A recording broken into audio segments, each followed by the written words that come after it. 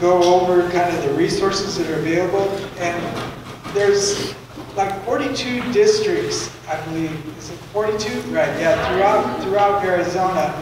And each of those districts has local producers that are members and run the organization. And so it's a really, has a lot of depth. I mean, it goes in the tribes and all across Arizona. So, and one of the things that they're focused on as well is conservation, which a lot of people here are focused on as well, in terms of treating the environment in a way that's sustainable, so that the environment is in good shape for the next generation.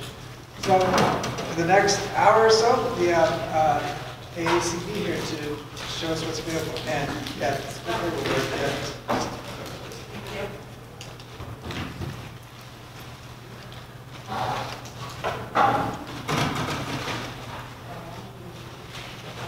Hello everyone, I am Brooke Gladden and I am the Outreach and Marketing Manager for the Arizona Association of Conservation Districts. And forgive me, I haven't been in a group of people or a workshop or meeting for like a year, so I'm a little rusty and feral, but we'll make it through. So today I'm just going to tell you a little bit about AACD, Arizona Association of Conservation Districts, and the Natural Resource Conservation Districts, and what is AACD and the districts. So first, we'll start with just a little quick history. I'm sure many of you remember in history class learning about the Dust Bowl days and the Dust Bowl that devastated America's cropland. And from that devastation, they didn't have a food supply that year, so something had to be done. In 1935, Congress declared soil and water conservation a national priority, and the Soil Conservation Act was signed. Also, in 1935, the Soil Erosion Service is renamed Soil Conservation Service, which you may know now as NRCS, the Natural Resources Conservation Service. A lot of different names, a lot of acronyms. They take a little to learn, but NRCS is one of our biggest allies and our biggest partners. So going on, 1937, President Roosevelt realized the importance of having local farmers and local ranchers, the people on the ground doing that work, involved in conserving our natural resources. And he provided a model of legislation to create conservation districts in each state. So in 1941, Arizona's conservation districts were established by the legislature. And then in 1944, the districts created their state association, who Sharma and I work for, the Arizona Association of Conservation Districts. And there are about 3,000 conservation districts. So what is AACD? The State Association, we are a 501c3 nonprofit, and we are owned and operated by the 42 districts in Arizona. So essentially, we're the support system for these districts. And we have been conserving natural resources and agriculture since 1944. So there you can see the map of Arizona, and all of those, probably hard to see where you're from, but all of those different blocks are the districts in Arizona. So they cover the entire state, and like Russ said, there's 42 of them. 32 are political subdivisions of the state, and the state land department administers those 32 districts, and then 10 of them are the tribal districts, and they were formed under tribal law. So each of these districts are made up of about 5 to 7 district supervisors, and those supervisors are elected and appointed. And most of our supervisors in all of the districts are producers. They're farmers and ranchers like you all. And they volunteer their time to conserve water, soil, fish, wildlife, as well as providing a food supply. And so we are in the Florence Coolidge Conservation District here, and then we have the West Canal and what else? There's Eloy. So those kind of 3 districts work together. And they're all, I don't know if there's any ranchers on the districts, but I think they're all made up of farmers.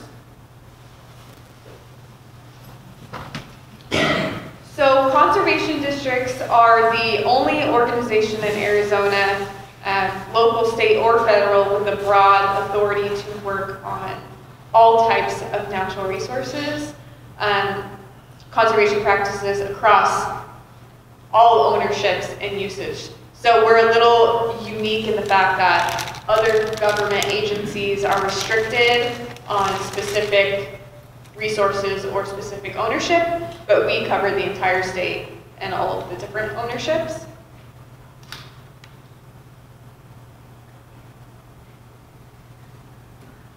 So what do the districts do? Getting into a little bit about what they do, they help identify resource needs and resource problems because, like I said, they're the boots on the ground. They're the people that know what's going on out there. Just many of you may know exactly the problems you have on your place or things you would like to fix. They're the experts. So we go to them for finding out what those natural resource problems are, and they do that, by surveys, research, and consulting different owners in the area, different landowners. And then from there, they identify the problems, and then they coordinate a plan to, well, how do we fix these problems? And they work with the federal and state agencies on how to do that. And then from there, they seek funding to, get these problems fixed. So they have various sources to support implementation of conservation practices. And then another large part of the district's responsibility and role is education. So educating adults, children, the public on what we're doing and how we're doing it, and why it's important to conserve natural resources, and why agriculture is so important also.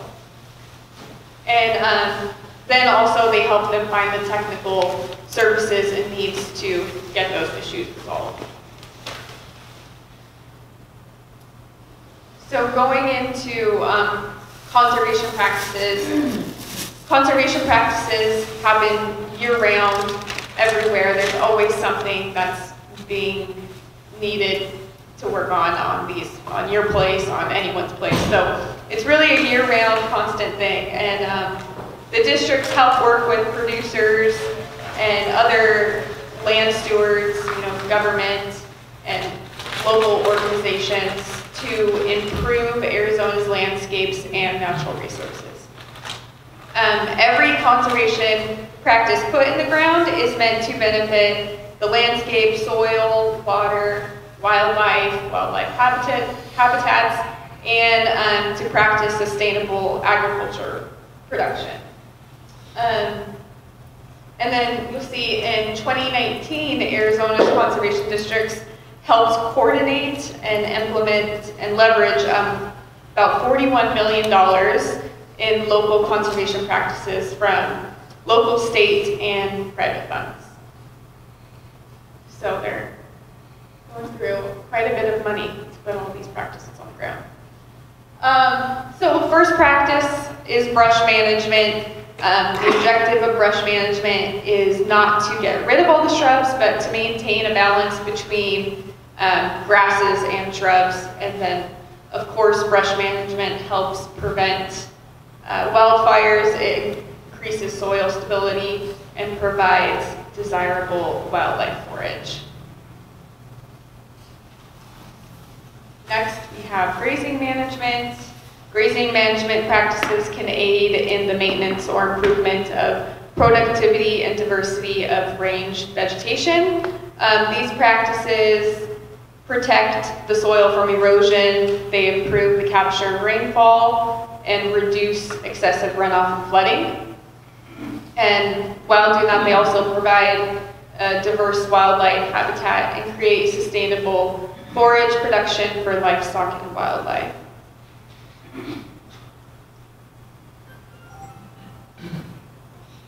Probably one of the biggest practices, especially in the ranching industry, is water development.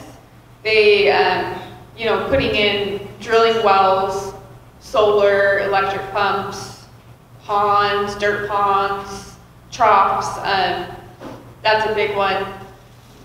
Just getting that water and a reliable source of water out there is really important, not only for their production, but wildlife as well. So water developments benefit both livestock and wildlife by providing water in areas where it wouldn't exist normally, or to increase that reliable water source.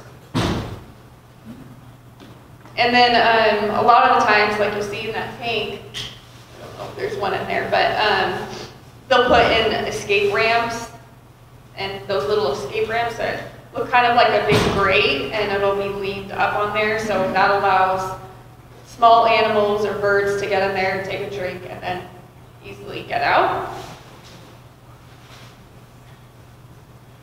And then finally, the last practice I have today is the increasing irrigation efficiency, which I'm assuming, I'm not sure, are most of you farmers in the area or doing different cropland stuff?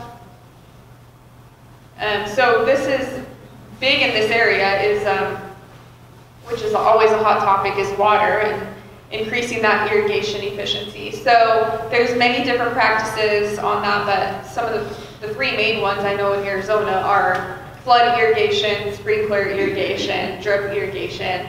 All of them have a different purpose for that different, different soil, whatever else. So they all have a purpose, and you can see the different percentages there about how efficient they are. But like I know, I'm from Buckeye and my family farms, and so where we're at, we can only really do flood irrigation because it's so salty. The water's so salty, but there are different ways. If you are doing flood irrigation, lasering, land leveling, and then ditch lining your ditches with concrete, and reservoirs I know we practice on our place. We flood irrigate and then capture that excess water, put it in a pond, and re-irrigate with that. So those are the different irrigation in Arizona, is flood, sprinkler, and drip. So they all have a purpose, and they all definitely serve as a good model. But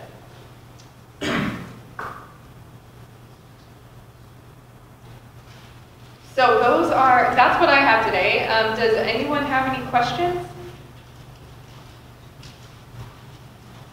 And Sharma's going to go in on our programs and projects.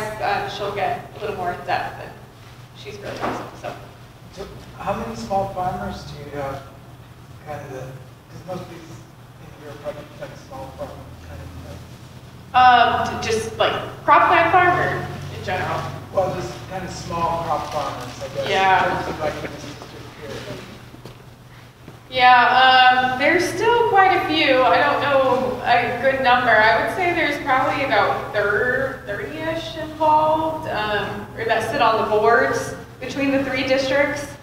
But as development happens, also those are diminishing or getting smaller too. So,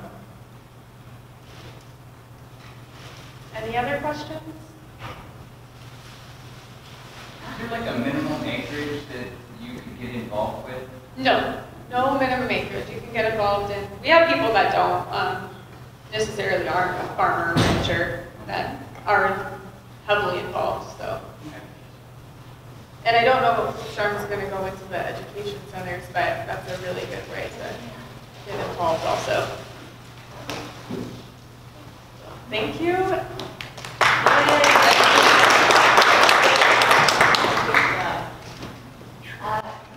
Good morning. All right, let's see if I can figure out technology. I like to walk around. I'm a little ADD. Good morning. Yeah. Wait, why isn't it switching? My name is Sharma Torrens. I'm the Conservation Education Director with the Arizona Association of Conservation Districts. And I wanted to say first, thank you, Lene, to Russ, U of A Cooperative Extension. Thank you so much for inviting us and having us here. And thank you all for listening. I hope that I'm going to be able to tell you something that Brooke didn't. I think Brooke did a fabulous job telling you about the Natural Resource Conservation Districts, or the NRCDs. So how many have you heard of the NRCDs or work with them? Anybody? Ah, 1, 2. Isaac? Oh, a couple. We got a couple in here. Well, that's great.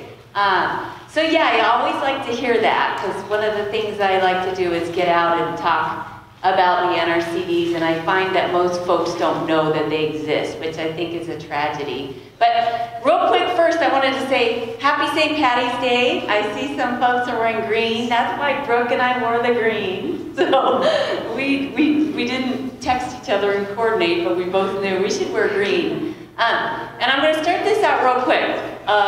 So I have a joke for you. Okay, so what is a joke about agriculture called? Does anyone know? Corny. Sorry, that's bad. And you know what, I should have had a joke about St. Patty's Day. I'm sorry. I heard one on the way here, but darn it, forgot it. But anyways, yeah, so I'm here to kind of dovetail on what Brooke talked about. So again, yeah, she told you about the NRCDs, what we do, and then I'm going to talk about a few other things. And I don't know if you can see this screen. Can you see it? Yeah? Wow. Can you see my email? No. Okay. So I have my cards in the back too, but if anyone wants to write it down, it's Sharma, S-H-A-R-M-A, period, Torrens, T-O-R-R-E-N-S, at aacd1944.com. And I have my cell phone too. If I can give that to you, and again, I have my cards in the back, but it's 602-540-5331. And if you ever just want to talk, or if you have any, even if you think it's a crazy question, please reach out, because I like to talk. I'm a talker. Okay, so let's see. And I know I'm in a tough position because I'm standing between you and lunch, but I'm going to be pretty brief, and then anybody feel free to just jump in with any questions at any time. Because again, like a little ADD, so distractions are good for me. So feel free to just raise your hand whenever you like. But today I'm going to talk about what makes the conservation districts unique. So again, Brooke she laid the foundation and told us all about them, which is fabulous. But I'm going to tell you what makes them unique. Then I'm going to tell you a little story about me, and then I'm going to talk about some of the projects we work on. So Brooke covered the conservation practices, which is great, and I'm going to talk about some other specific projects. All right, is it switching? Okay, so what makes the conservation districts, or the NRCDs, the Natural Resource Conservation Districts, unique is one, that they are the local experts. They are the local hubs of conservation. They also, I have to see what I always talk about different things that's on the slide, but they have the unique ability, because they deal with conserving agriculture, our food supply, our farms and ranches, but also our wildlife habitat, our water, our soil, our migratory corridors. So it's the natural resources and the agriculture, and they have a broad scope, and because of that, they're able to facilitate collaborations between disparate groups. So you don't necessarily think about environmental groups and agriculture groups working together, do you? Does anybody see that commonly? No, probably not. But the NRCDs have the ability to bring them together because, again, they have that broad focus. So again, it's our farmers and ranchers and other private landowners volunteering their time, as Brooke said, on those two different focus areas. So we have the ability to bring everybody together.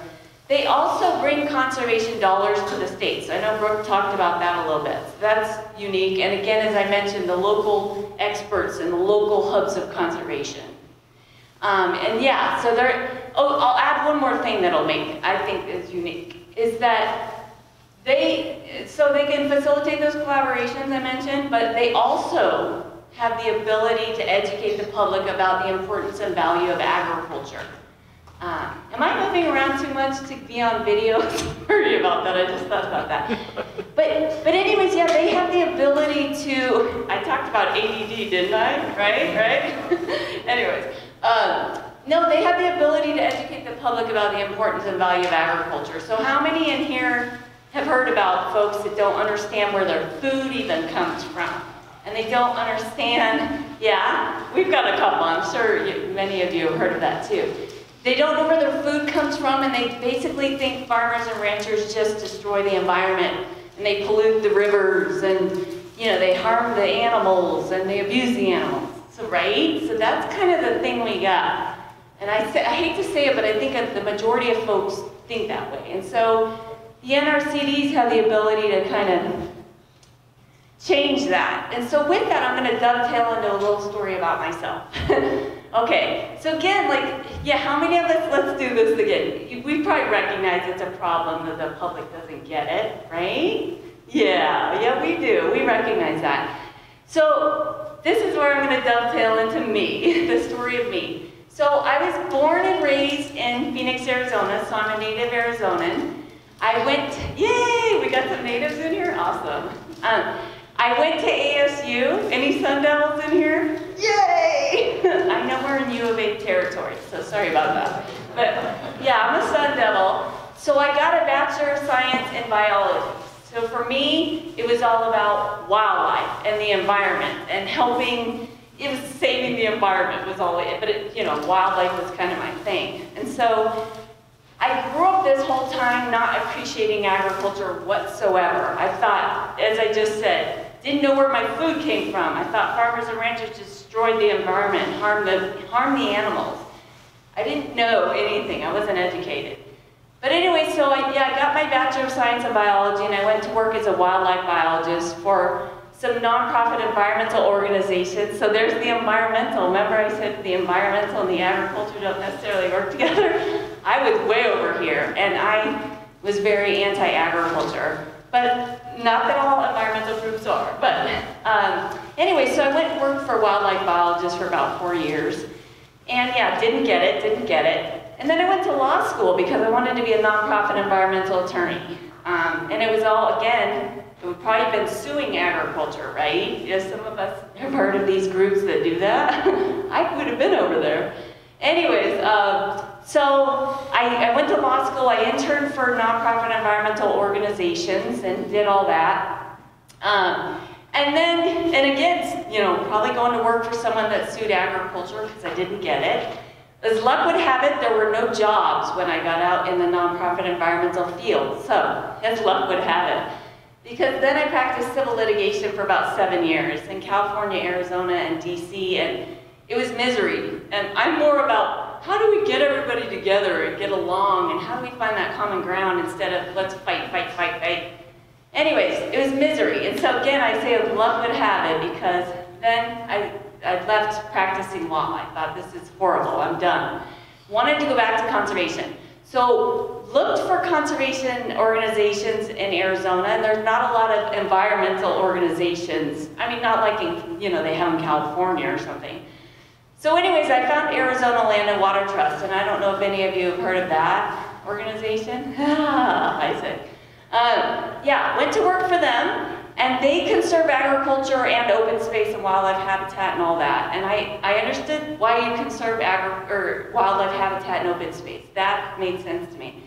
Didn't understand why you conserve agriculture, but I took the job.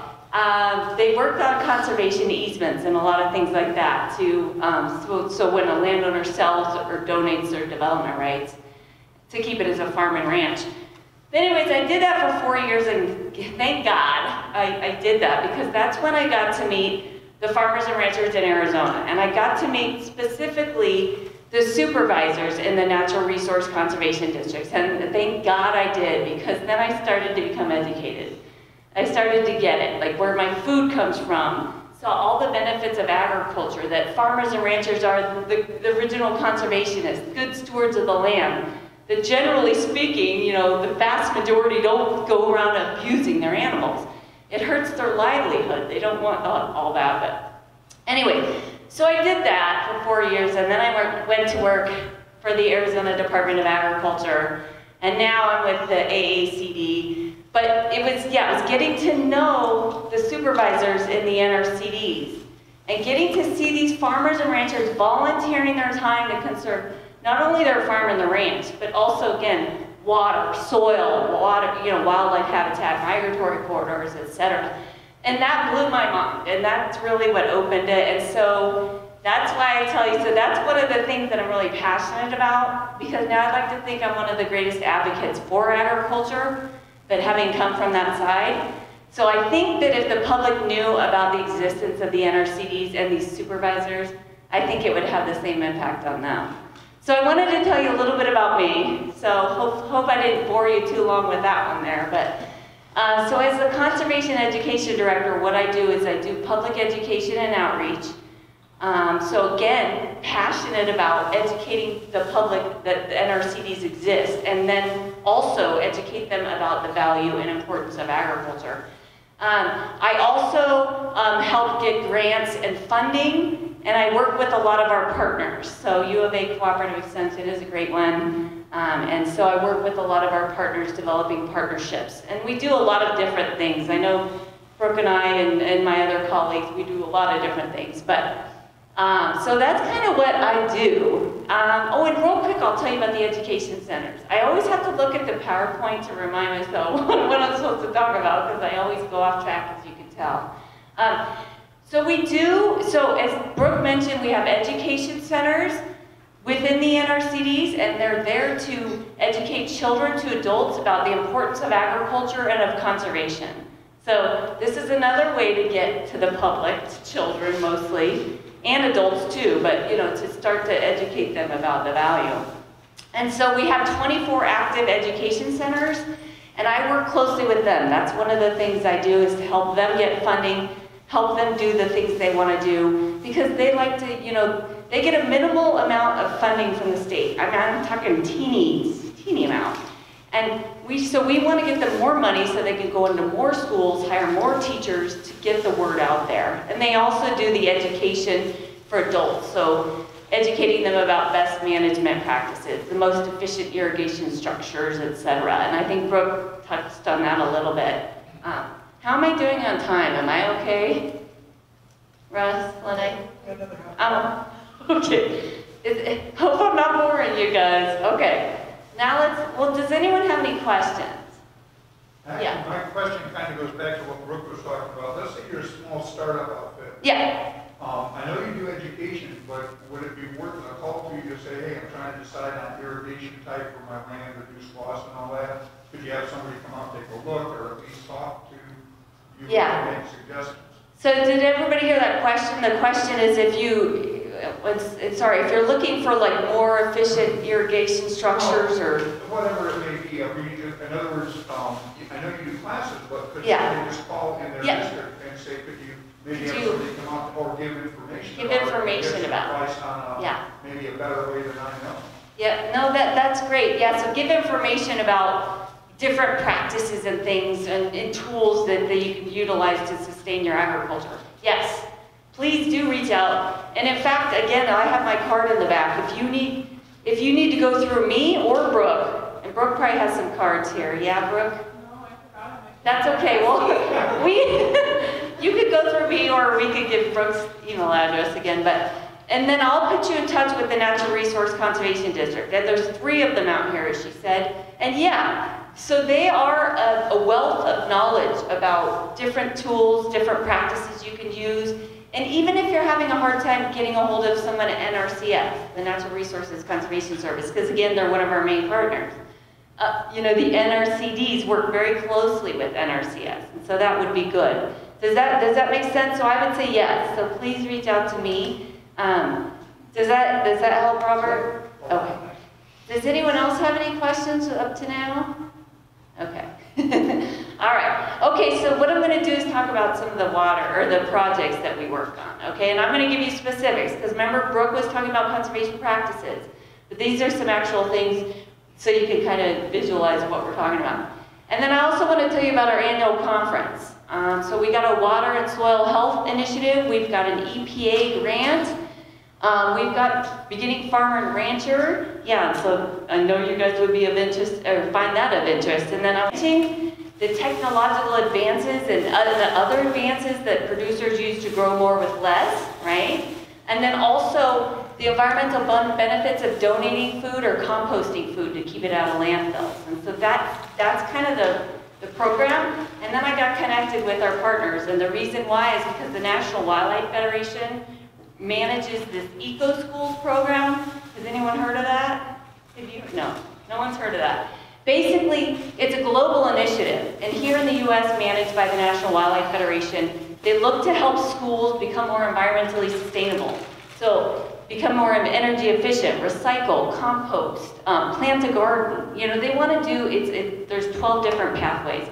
But anyways, we're utilizing the Eco Schools to get our education in there. So that's one of the ways we're going to help. And we're working with 12 schools around the state, K through 12, and actually K through 16. I should mention that because we go up to college because we wanted to include 10 of our NRCDs and their education centers. Because remember, they also educate adults.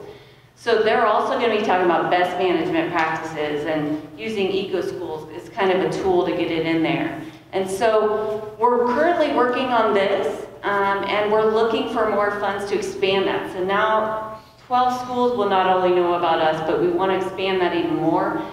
And we want to help our education centers go into more schools too. So they're also involved in this. But I'm trying to give you an overview of that, not bore you. But does that make sense, or does anyone?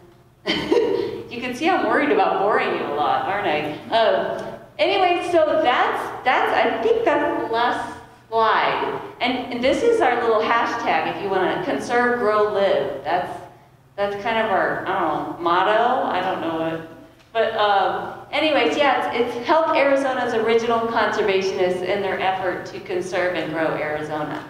And that's our NRCDs. And I hope I told you what makes them unique. I talked about a little bit about me, and you heard about me and the story and why I think that makes them unique. And then I talked about some of our projects. But do you have any more questions? And I'll probably stick around for a few minutes after. And again, my card, if anyone wants to reach out to me. Yeah. So what would be the best way to stay up to date on the soil health aspect? I suppose, I mean, like, you know, biological life of soil, no-till, all that stuff is what I'm interested in. Yeah, So, cool. Well, I could talk to you too. Are you implementing some of that stuff? Or you're... some of it, yeah. Cool, I gotta talk to you. He wants to know how to stay up on the soil health. So let me give you my card, and then we'll put you on our email list, because any action with the soil health will be in our newsletters that Brooke sends out. Okay. And so you'll get those, but then you and I can communicate. Because again, we're looking for soil health champions, and if you're already starting to implement, it'd be great for others to hear what you're doing and, you know, how successful it is and how it's working for you. So, okay, any other questions? All right, well, I guess you can go enjoy lunch. I don't know what, Russ, thank you guys so much.